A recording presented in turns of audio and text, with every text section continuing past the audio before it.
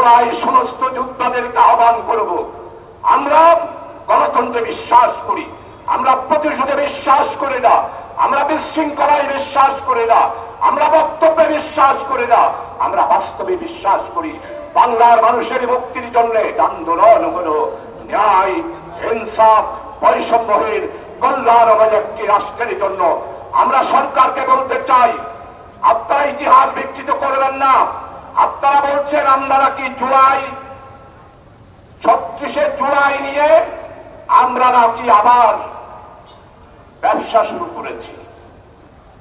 আমরা স্পষ্ট ভাষায় বলতে চাই, আমরা বাংলাকে ভালোবাসি, বাংলার স্বাধীনতাকে ভালোবাসি, বাংলাদেশের স্বাধীনতা সার্বভৌমত্বের রক্ষার জন্য 11 দলীয় জোটের সর্বস্তরের মানুষ আবার আমরা রক্ত দিতে রাজি আছি।